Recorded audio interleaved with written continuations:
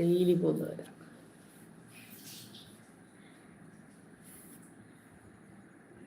എനിക്ക് കോൾഡുണ്ട്.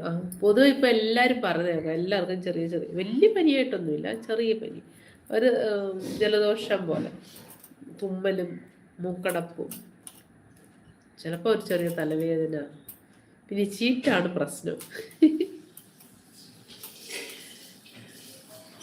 ഇപ്പോൾ ടവൽ പിടിച്ച് ആണോ, ഞാൻ എപ്പോഴും ടിഷ്യൂ പേപ്പർ കരുതി വെച്ച്, കണ്ടില്ലേ എറബിലും ടിഷ്യൂ പേപ്പറൊക്കെ വെച്ചിരിക്കുക, എപ്പോഴാവശ്യമെന്ന് അറിയത്തില്ലല്ലോ, അതിന് തുമ്മലുണ്ടാവും.